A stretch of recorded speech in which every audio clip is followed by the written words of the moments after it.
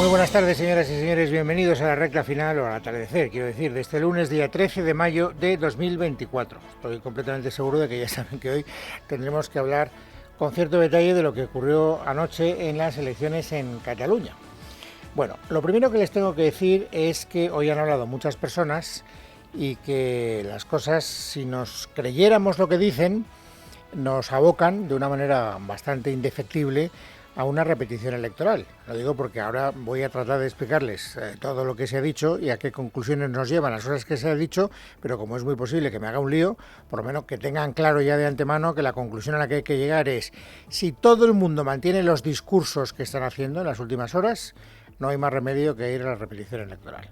Esto, digamos, como conclusión, para que sea una idea cartesiana, clara y distinta, y aunque yo me lía, se queden con ella como resumen del resumen. Bueno, ¿qué cosas están claras? Solo una cosa está completamente clara, solo una. Y es que Pere Aragonés se va de la política. Pere Aragonés todavía es, ahora en funciones, el presidente de la Generalitat de Cataluña. Y ha recibido un varapalo terrible porque él convocó elecciones, él las adelantó sin que nadie le obligara y ha recibido un doble castigo. Por una parte, porque se ha penalizado su gestión como presidente de la Generalitat catalana. Y en segundo lugar, porque no se le ha premiado, digamos, la influencia que Esquerra Republicana de Cataluña tenía en Madrid, apoyando al gobierno de Sánchez. Es decir, que no ha sacado rendimiento por ninguno de los dos lados. Ha perdido 13 escaños y 180.000 votos. De tal manera que no le quedaba más remedio. Yo esperaba que lo hiciera anoche, no lo hizo esta noche, pero lo ha hecho esta mañana. ¿Qué es lo que ha hecho? Esto. Por responsabilidad con Cataluña y con Esquerra Republicana, esta mañana he comunicado a la Permanente Nacional de mi partido mi decisión de no tomar el acta de diputado y, por lo tanto, no formaré parte del próximo Parlamento de Cataluña y abandonaré la primera línea política. O sea que se va de la política, señor Aragonés, y además asume en primera persona el fracaso de su partido. Esto es lo único que está claro a estas horas. A partir de ahora, la pregunta es, bueno, pues si Aragonés no es y Esquerra Republicana de Cataluña no va a gobernar, ¿quién se va a hacer cargo del gobierno de Cataluña? Hay dos personas que ya han declarado su intención de optar a la investidura. En primer lugar, Salvador Illa, que es quien ganó las elecciones, es decir, el partido más votado, y también Carles Puigdemont, que esta mañana ha comparecido para decir que también opta. Así que vamos a ir analizando las posibilidades de uno y de otro. Primero, la opción Illa. ¿Illa qué quiere hacer? Lo dijo él ayer y hoy lo ha dicho Núria Parlon. Núria Parlon es una de las mandamases del Partido Socialista de Cataluña y es la que hoy ha llevado la voz cantante. Anoche Illa compareció y además se puso en plan presidente, como dando a entender que él iba a ser el líder de lo que pasara en Cataluña. Y yo cuando le escuchaba pensaba, bueno, cuando duermas y mañana amanezcas y te des cuenta de lo complicado que está todo el panorama, igual se te bajan un poco los humos. Y ya no ha sido esta mañana ella el que ha llevado la voz cantante del PSD, ha sido Núria Parlon. ¿Y Núria Parlon qué ha dicho? Pues ha dicho que la primera opción que tiene ella, es decir, que tiene el PSC, es apostar por el tripartito. Y si eso no saliera, la segunda opción sería conseguir la abstención de Junts. Estamos abiertos a llegar a acuerdos, como he dicho, con las fuerzas progresistas en primera instancia, pero tampoco cerramos la puerta pues, a hablar con el partido de Junts, como ya hemos ido diciendo a lo largo de la campaña, para garantizar la gobernabilidad de Cataluña. Bueno, pues venga, vamos con las primeras de las opciones que la propia Núria Parlon ha verbalizado. En primera instancia, un pacto entre las fuerzas progresistas. Este es el famoso tripartito, porque las fuerzas progresistas son tres. Son el PSC, Esquerra Republicana de Cataluña y En Comú Podem. ¿Qué problema hay? Pues que Esquerra Republicana de Cataluña, el propio Pere Aragonés, ha dicho que de eso nada, monada. Esquerra Republicana será elemento de desbloqueo, asumiendo la plaza que nos ha reservado la ciudadanía, que es desde la oposición en el Parlamento de Cataluña. Es decir, que no van a formar parte de ningún gobierno, por lo tanto no va a haber gobierno tripartito. Y dice el Partido Socialista de Cataluña, bueno, de acuerdo, vale, muy bien. O sea que Esquerra Republicana de Cataluña no quiere formar parte de un gobierno tripartito. Pero por lo menos que sea un gobierno bipartito, es decir, del PSC y En Comú Podem, con la abstención de Esquerra Republicana de Cataluña. Es decir, que Esquerra no bloquee ese gobierno progresista. Esto es lo que yo he entendido de la señora Parlon.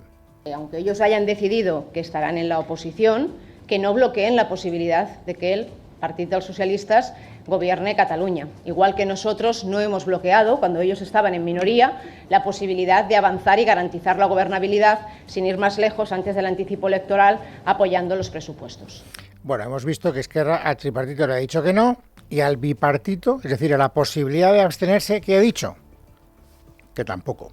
No estaremos para facilitar una investidura del Partido Socialista y no participaremos de operaciones que necesitan del acuerdo de Junts y PSC. Esquerra Republicana se mantendrá en la oposición, que es donde nos ha situado la ciudadanía.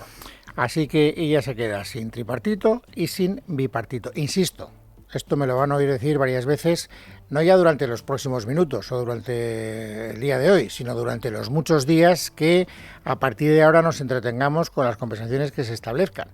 Una cosa es que lo que dicen los políticos, sobre todo en caliente, y otra cosa es lo que después sucede. Porque ya hemos visto, estamos hartos de ver que primero dicen una cosa y luego cambian de criterio o hacen la contraria de lo que habían dicho. Por lo tanto, todo esto es rebus sic stantibus, es decir, sobre la posibilidad, que no se acredita demasiadas veces, de que los protagonistas de la vida política no cambien de discurso y mantengan lo que están diciendo. Lo que pasa es que no tenemos más remedio de momento que utilizar la única herramienta a nuestro alcance, que es dar por bueno lo que están diciendo. Y de acuerdo a lo que hemos oído, de acuerdo a lo que se está diciendo, el señor Illa se queda sin tripartito y sin bipartito. Es decir, ni con Esquerra en el gobierno, ni con Esquerra absteniéndose para hacer posible un gobierno progresista.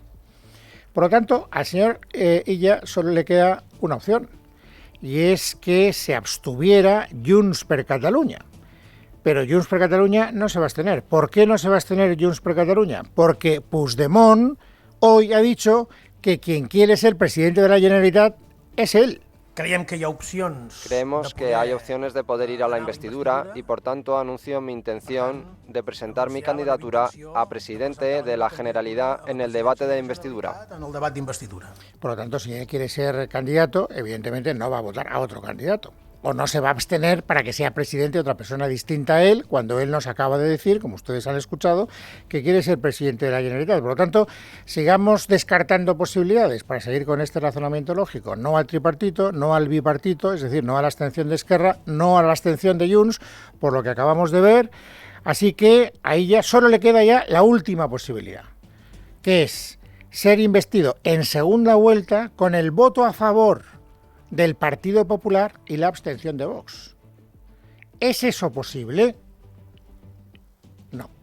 Darle a Salvador Illa nuestros votos para que luego Sánchez siga con sus acuerdos con Puigdemont, eso no va a ocurrir. Por lo tanto, descartado completamente ese escenario, porque eso primero sería estafar a nuestros electores y en segundo lugar sería hacer el primo. Y ni voy a estafar a los electores ni voy a hacer el primo. Este es Alejandro Fernández, el candidato del Partido Popular a estas elecciones autonómicas.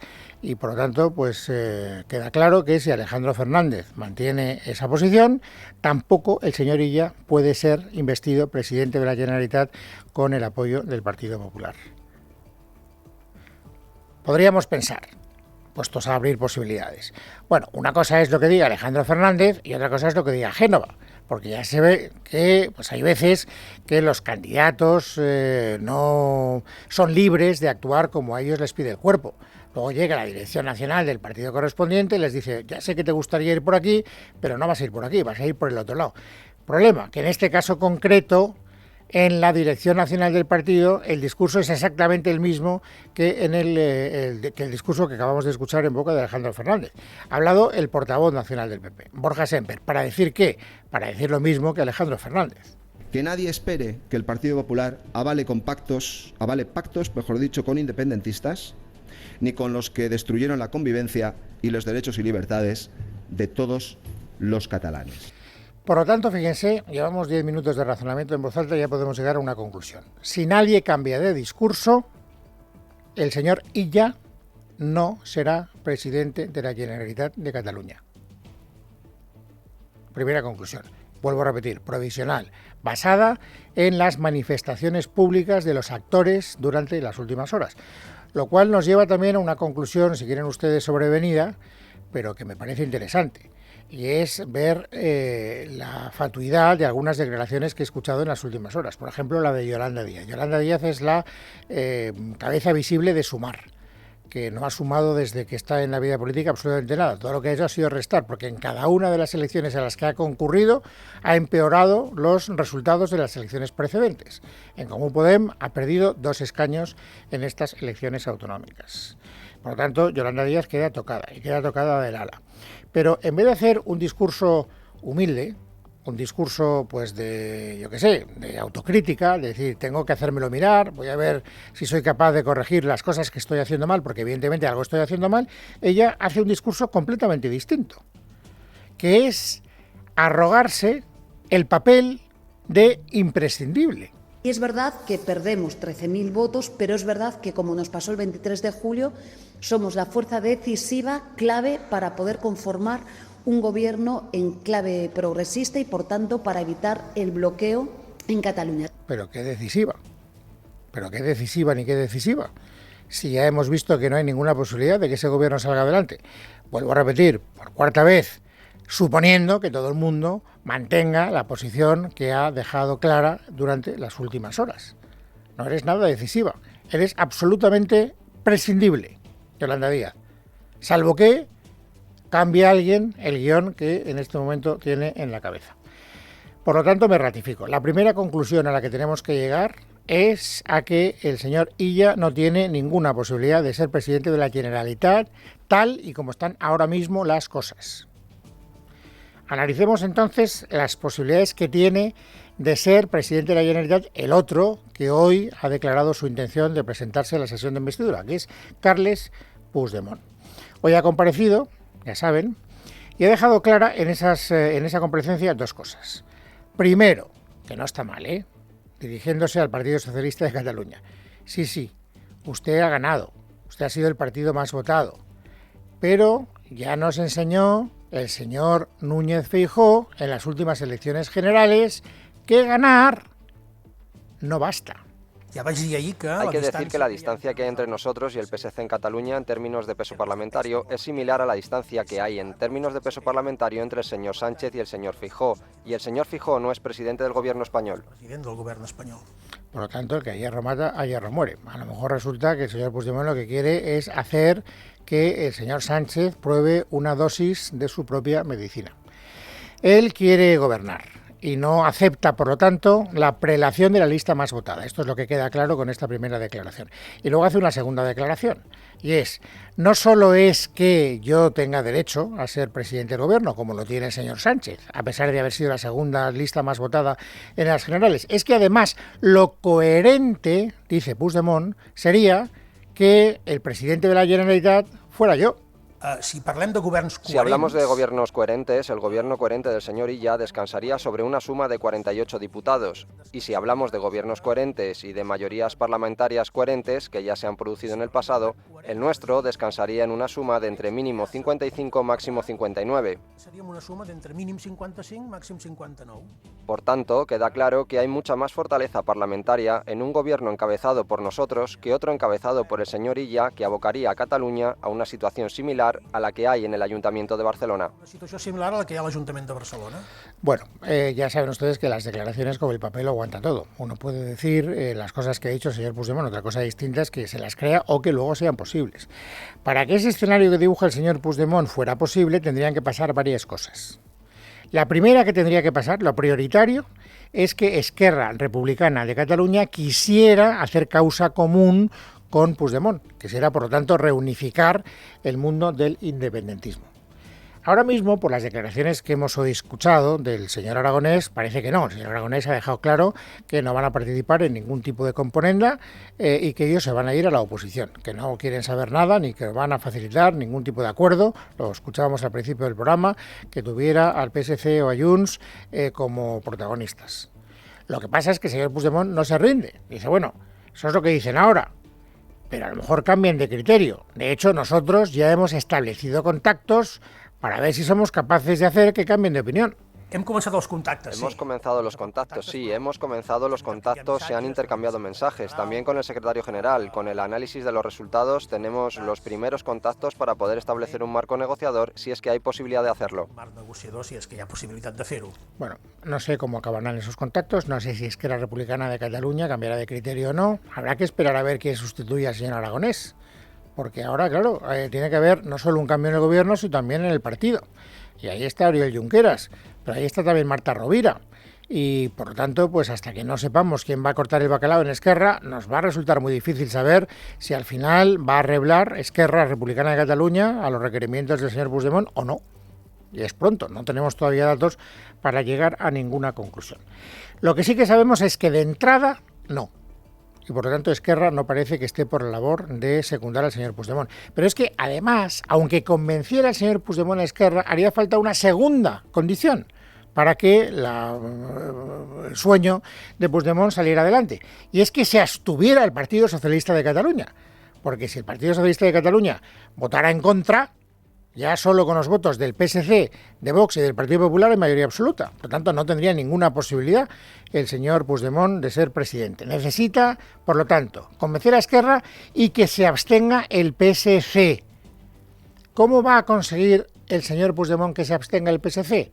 Pues hombre, hoy ya nos ha dado una pista, recordándole al señor Sánchez que él le está apoyando en Madrid y que verá lo que hace. Sobre l'abstenció del PSC... Sobre la abstención del PSC y cómo afecta a la política española es muy pronto para decirlo. Ya dije que si el PSC se abrazaba al Partido Popular como ha hecho en el Ayuntamiento de Barcelona, eso evidentemente dejaría sin sentido el acuerdo que tenemos con el PSOE en Madrid. Que tenim amb el PSOE a Madrid. Dejar sin sentido el acuerdo que tenemos en Madrid ya saben lo que significa. Por lo tanto, ahora la pregunta hay que hacerse al PSC, ya se le ha hecho, de hecho. Oiga, que dice Puigdemont que se abstengan y que si no, que se atengan a las consecuencias en Madrid. Respuesta del PSC. La ha dado esta mañana Núria Parlon. Nosotros no apoyaremos una investidura de Puigdemont por diferentes razones. Primero, porque la mayoría independentista en Cataluña, como resultado de las urnas, se ha perdido. Y por otra parte, porque hemos ganado las elecciones tanto en votos como en escaños. Por lo tanto, no apoyaremos la investidura de Puigdemont y esto le tiene que quedar muy claro a Puigdemont, aunque nos amenace con bloquear la gobernabilidad en España. Ahí queda esa declaración. Vuelvo a repetir, si no la cambian, si es un criterio fijo, señor Puigdemont, también se puede dar, digamos, por fastidiado, por decirlo de manera suave. Y tampoco el señor Puigdemont, como sucede con el señor Illa, tiene ninguna posibilidad de ser presidente de la Generalitat. Es más, no solo es una posición del PSC, es que también en Sumar descartan esa posibilidad. Hoy el señor Urtasun, que es ministro de Cultura, pero que es portavoz de Sumar, lo ha dejado también inequívocamente claro. Bueno, yo creo que no hay mayoría independentista en el Parlamento de Cataluña y por lo tanto esa investidura del señor Puigdemont simplemente no es posible. No es posible, salvo que se abstenga, insisto, del PSC. Ya hemos escuchado a la señora Parlon diciendo que esa es una posibilidad que en este momento no se contempla. Problema, que no todo el mundo se cree lo que dice el PSC. Y desde luego, si hay alguien que se lo cree muy poco, es el Partido Popular. ¿Por qué? Pues porque hoy Alejandro Fernández lo ha dejado inequívocamente claro. La realidad, si nos atenemos poco a los precedentes, es que probablemente Pedro Sánchez sacrificará a Salvador Illa para continuar en la Moncloa y desarrollando sus acuerdos con Puigdemont.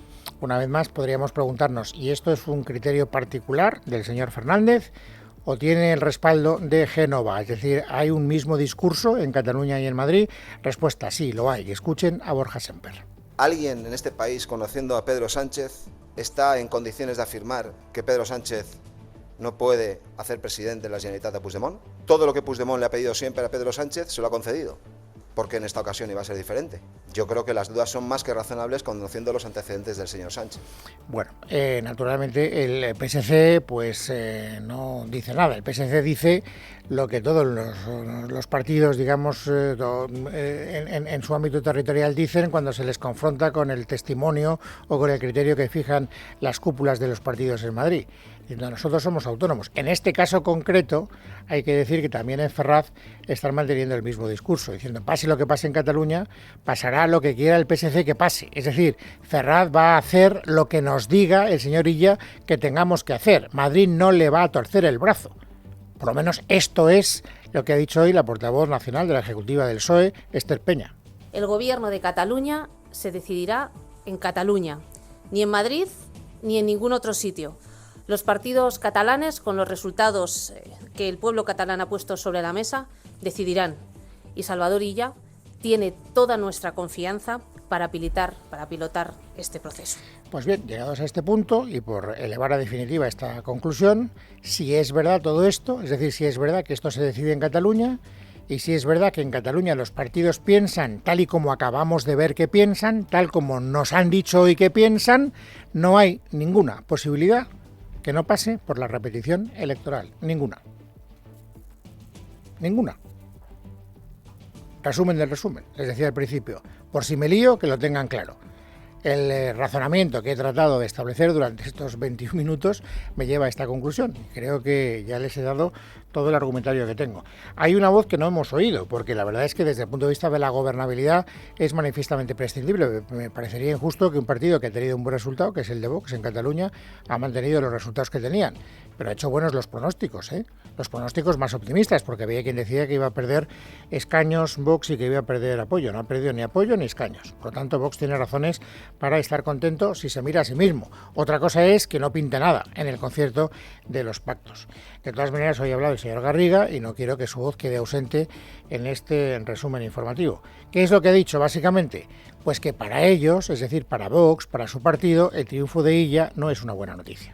El señor Illa, por mucho que se pueda presentar e intentar ofrecer una alternativa, quiero recordar que ha sido la muleta de Aragonés durante estos años y comparten objetivo y comparten plan. Luego, no es una buena noticia que Illa haya ganado. Es verdad que el separatismo en estas elecciones ha mutado de pasar de la vía unilateral a pasar a la vía moderada o camuflada del señor Illa, que veremos cómo va a seguir avanzando en esa autodeterminación de la mano de Pedro Sánchez.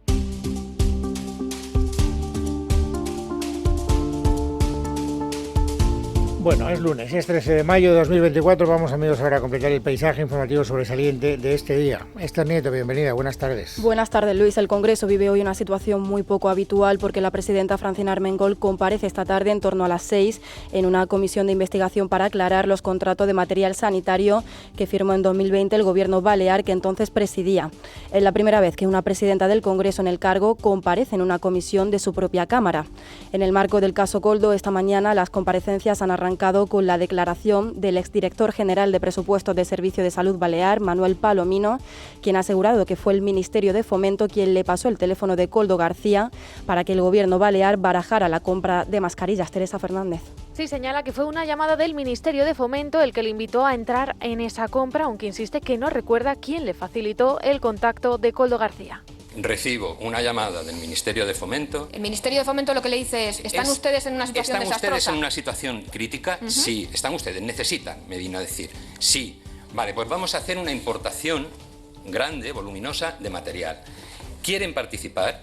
Sí. Palomino dice solo haber hablado una vez con Koldo por teléfono para cerrar el contrato y que luego fue él quien le derivó al responsable de la empresa, Íñigo Rotaeche, que no recibió, señala, ninguna orden de nadie ni de Francina Armengol para contratar a una empresa en concreto. Su intervención con la compra de mascarillas, dice, era tener stock de urgencia y pese a que las mascarillas no cumplían con la calidad, dice, no reclamaron a Soluciones de Gestión hasta 3 años después para no bloquear el stock que querían tener disponible. Nosotros queríamos tener disponible el stock y luego revisar si las características técnicas estaban ajustadas al precio que pagamos en su momento, dado que era una empresa española y no teníamos mayor problema. Una reclamación de un expediente de emergencia representa muchísima complejidad y luego, insisto, teníamos 4 años. Subraya Palomino que Soluciones de Gestión le volvió a ofrecer más mascarillas, pero que las rechazaron, dice, porque ya no eran necesarias. Recordemos que hoy a las 6 será el turno de la propia Francina Armengol, actual presidenta del Congreso. Y la Asociación de Fiscales, mayoritaria en la carrera, ha enviado este lunes una carta al fiscal general del Estado, Álvaro García Ortiz, en la que informa que rompen toda relación con él por insinuar la semana pasada que la actuación de las asociaciones de jueces y fiscales está politizada. La Asociación de Fiscales ha anunciado así que se levanta de la mesa de trabajo para elaborar de forma conjunta un nuevo estatuto del Ministerio Fiscal. Miguel Ángel Pérez, buenas tardes. Buenas tardes. Según un comunicado de la mayoritaria Asociación de Fiscales AF, al que ha tenido acceso Libertad Digital, ante las manifestaciones realizadas en los medios de comunicación por el fiscal general del Estado, que pone en duda la actuación independiente y profesional de las asociaciones de jueces y fiscales, acusándolas de estar politizadas y no respetando el trabajo que en ellas se realiza, la Asociación de Fiscales considera que se ha roto el marco idóneo y necesario para continuar los trabajos asociativos conjuntos para la elaboración de un nuevo estatuto orgánico del Ministerio Fiscal. En consecuencia, añade el comunicado de la AF, se acuerda levantarse de la mesa constituida al efecto por el fiscal general del Estado. Recordamos que Álvaro García Ortiz afirmó la semana pasada que entre elementos corporativos dentro de las asociaciones judiciales y fiscales había objetivos idénticos que los que tienen determinados partidos políticos. Eso es una evidencia, añadía el fiscal general del Estado. Y sobre la renovación del Consejo General del Poder Judicial, que lleva bloqueado 5 años, hoy el presidente en funciones del CGPJ, Vicente Guilarte, ha apostado por un pacto más global para así evitar que la renovación del órgano de los jueces esté condicionada por un momento de polarización. Además, Guilarte ha confirmado que no renunciará a continuar al frente del Consejo, al contrario de lo que adelantó el pasado mes de abril. Estamos, lo cual es terrible, en manos de la política. Yo a veces me siento un tanto afligido, pero no por una cuestión personal. Me siento un tanto afligido por la impotencia de no poder arreglar la situación, de no poder arreglar el problema. ¿Por qué vamos a tener que dimitir? ¿Pero quiénes son los culpables de que estemos en esta situación? Yo me extraña que no oigamos que dimitan los que están negociando, que llevan 5 años y no consiguen llegar a un arreglo. Sepan también que la ministra de Sanidad, Mónica García, ha confirmado este lunes que su departamento trabaja para comenzar a financiar gafas y lentillas a partir de 2025 con el objetivo de que no sea un elemento disruptivo para las familias que no se lo pueden permitir. Así lo ha anunciado en declaraciones durante el Foro de Salud Pública celebrado por la Fundación para la Investigación en Salud. Queremos que efectivamente las gafas formen parte de la cartera de servicios. De alguna manera hace que los más vulnerables y las personas que no tienen acceso pues vean mermadas sus capacidades de tener una mejor salud visual. Y creo que esto es una cosa en la que estamos de acuerdo desde el punto de vista social y por supuesto desde el punto de vista político. Así que vamos a trabajar firmemente para que sea una realidad en el 2025. En lo económico, el ministro de Economía, Carlos Cuerpo, ha señalado este lunes desde Bruselas que confía en un desembolso completo del cuarto pago de más de 10.000 millones de euros del Plan de Recuperación y Resiliencia en las próximas semanas tras la reforma del subsidio por desempleo. Estamos teniendo buenas noticias en las últimas semanas, no solo de haber conseguido, diríamos, volver a poner en planta una reforma muy equilibrada, sino ya buenas noticias en cuanto a la aceptación por parte de los sindicatos y esperamos que estos dos procesos puedan, diríamos, llevar a una conclusión positiva en paralelo y que podamos tener un desembolso del cuarto pago completo con todas las reformas en él. Y el ministro de Asuntos Exteriores, José Manuel Álvarez, se ha reunido hoy con los alcaldes del Campo de Gibraltar y con la Junta de Andalucía para informarles sobre los avances en el curso de las negociaciones en torno a Gibraltar y su relación con la Unión Europea tras el Brexit. En una rueda de prensa posterior, Álvarez ha defendido que su objetivo en toda la negociación es la defensa de los derechos y el bienestar de los 300.000 andaluces del Campo de Gibraltar. El mensaje que les quiero trasladar es doble. Por un lado, que mi principal guía y mi principal objetivo en toda la negociación es la defensa y la protección de sus derechos. Y que el acuerdo, el primer efecto que va a tener es el hecho de garantizar los derechos de los trabajadores del Campo de Gibraltar, no solamente de los trabajadores actuales, sino también de los futuros. El ministro de Exteriores también ha confirmado que cuando se firme el acuerdo entre el Gobierno y Reino Unido se eliminará la mítica verja de Gibraltar que separa el Peñón y la línea de la Concepción, una medida que conllevará el uso compartido del aeropuerto, por lo que vuelos nacionales podrán aterrizar en ese espacio gibraltareño. Desde la Junta de Andalucía, por su parte, su consejero de Presidencia, Antonio Sanz, ha reclamado al Gobierno central un estatuto fiscal propio para el Campo de Gibraltar y la incorporación de la Junta en la negociación, una propuesta que, sin embargo, ha sido rechazada. En relación al personal al servicio de la Administración, pedimos una singularidad en el ámbito fiscal y por eso hemos reclamado ese estatuto fiscal propio para el Campo de Gibraltar, porque la situación es imposible que si se abre a la libre circulación y de mercancía ambas zonas podamos competir en igualdad de condiciones cuando Gibraltar tiene un 10% de impuestos a sociedades y España pues tiene un 25%. En la Audiencia Nacional ha comenzado el juicio de Pompeyo González, el jubilado burgalés acusado de enviar 6 cartas explosivas en 2022 al presidente del Gobierno, a la ministra de Defensa Margarita Robles y a la base aérea de Torrejón de Ardoz, entre otros. La Fiscalía solicita una condena de 22 años de cárcel, además de la inhabilitación absoluta y especial para profesiones u oficios educativos.